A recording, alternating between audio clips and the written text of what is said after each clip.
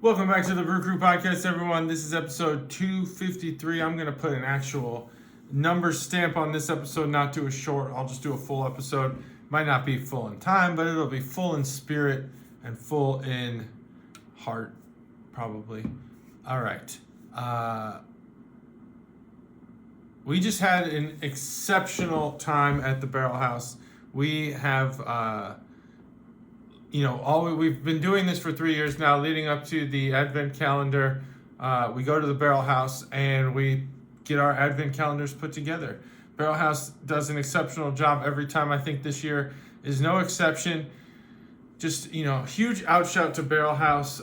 Before I get too far into that, let me crack open today's beer. This is Advent calendar day 1. Just kidding. This is not an Advent calendar day. This is one of the beers that Matt gave me, 100 months ago. It is Counsell Chocolate Milk Stout with Peppermint. This is Brewing Project's Peppermint Mocha Counsell Chocolate Milk Stout. Chocolate milk stout with milk, sugar, coffee, chocolate, and peppermint.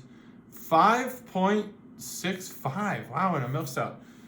Crazy. So here, I'm just going to crack this wide open and get started here. So Matt gave me this a while ago. We'll see how it goes. But back to business. All right. Interesting flavors. Maybe it could be the age, but I've had this cold the whole time. Anyway, Barrel House. For those who don't know, those not from the Dayton area or haven't been here, Barrel House is basically one of the best bottle shops in the entire state, I would say. They have a great selection of beer. It's always updating. They also have taps, I think 20 taps, and those are always updating as well. We actually got a brand new beer. It's not new because it's pretty aged. It's 3 years old. Put on the taps for our visit. We had a cool picture, which Matt shared on Facebook, of them welcoming us back for our Advent calendar builds, and it's getting bigger every year, so it's been pretty awesome. I did break down the beers. I'm not gonna talk about the specific beers because I think that would be best left for when Matt and I are back together for an episode to talk about what are we like, what are we not excited for, what are we excited for. We do have a middle day planned as usual. We're gonna do a nice little get together in the carriage house where I'm at now. By the way, got my 2016 Cubs light on. Today starts the Craig Counsell era of Chicago Cubs baseball. Did his official signing and official unveiling at Wrigley Field today. So congrats to Craig Counsell. Congrats to Cubs fans who now just got themselves an excellent manager. Took him from the Brewers in free agency. They didn't take him, in any other shady way. And I think they're going to be on the right track. Now they just got to sign Ohtani, sign Bellinger, maybe grab Pete Alonso to play first base, and, off to the races we go. All right. So, Barrel House put together our calendars, and there's a lot to talk about, but I'm not going to talk about all the details. All I'm going to do is just give you a sneak peek at what you can expect in the Advent calendar just by going over the styles. Okay, we have 8 IPAs. There's a diverse array of IPAs in the calendar. There's 2 standards, 1 double dry hopped IPA, 2 triple IPAs, 1 double IPA that's not double dry hopped, 1 West Coast, and 1 West Coast double IPA. We got 5 stouts, including 2 barrel-aged imperial stouts, 1 barrel-aged pastry stout, 1 barrel-aged stout, and 1 imperial stout, 8 ales, one of them being sour, one's a pale ale, one's a Christmas ale, one's a standard ale, a golden ale, a Goes, a Belgian, and a brown ale, and then 3 others. We got a wit beer, a Kolsch, and a Pilsner. So huge diversity. I think it does lean heavy towards the IPAs. Surprise, surprise, no barley wines, which, that's kind of what we seek out. But I think we'll get over it. And when you take on a task like the Advent calendar, when you're going to have a beer a day for 24 straight days, which is a lot to take on. I mean, it is kind of tedious, especially in some cases. 1, we're posting these videos, so it does take some time. And 2, I like to do these with Chuggalos Phil and we have to coordinate. He has to come over, I have to go over to his house, and we got to do this. So it's not always done like early or promptly. We got jobs and all that. So same thing with Matt and all the array of characters that he has on. It's not particularly easy, but we love doing it. It's a lot of fun. And usually when you get to day 24, you're kind of sick of drinking. That's why the diversity in the beer is so important, because if you're just drinking 24 IPAs, you're basically going to quit after the first 10 days. So having them, I don't really even know the order at this point. I just broke them up by style. I wanted to look through it, and it's great. And so typically with the Advent calendar, you want to be surprised, but in this case, for what we do, we have to break them up and make sure that everybody, there's like 16 calendars, make sure that everybody has the beer that they need to on the day they need to have it. So instead of being surprised at the beer you're pulling, we all can anticipate, we can put them in order 1 through 24, and we can all get them at the same time. So that's how the Advent calendar works. And at Barrel House, so again, just an awesome array of beer. And how it works is they pick it out for us, and then and we'll do all of the thanks and outshouts and all that stuff with Matt. I think Matt's going to have a lot to say about it. So I don't want to like totally take the whole vibe of it, but I just wanted to address the fact that we had our Advent calendar put together, and it was phenomenal. Lots and lots of fun. It always is fun, and I hope that this grows as we go on. I hope not just in calendars, but in the attendance as well. So just awesome stuff. And let's see. Anything going on with beer news? Not a whole heck of a lot. No, I'm sure there's a ton. BCBS comes out Black Friday. There's a lot of different flavors.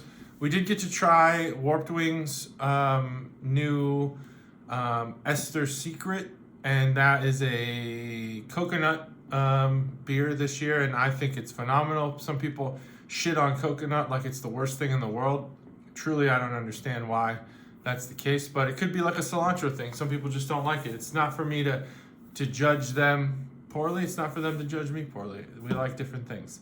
This beer, Cow, which is from the Brewing Project, it is good. It has its stouty benefits. It's definitely chocolatey. Peppermint, not so much. And I came in here with a clean palate. I've been drinking only water for like the past couple hours, so nothing should be ruining this.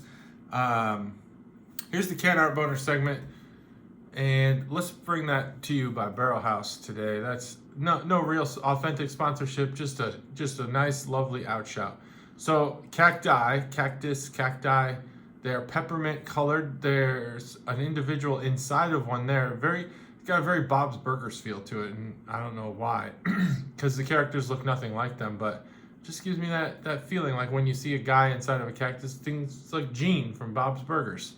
Pumpkins, I guess, on the ground, or just other smaller cactus. That's probably what it is, not pumpkins.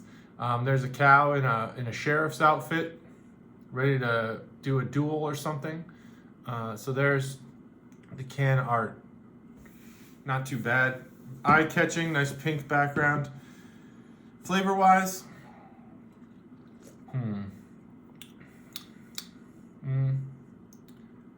it's I think in the flavor it lacks really an identity. It seems pretty watery for a stout. I think it should have more punch, more bitter punch, but not literally like tropical punch, just a more bitterness to it. It should really hit you on the tongue. This doesn't. I would call this, if I had to call it anything, I'd call it smooth, or I'd call it watered down. I think more so watered down than smooth. I was expecting a very like bright, vibrant peppermint flavor, something that really sticks out and gives this beer its peppermint identity, but it's barely there. I don't know if I need to get to the bottom or what, but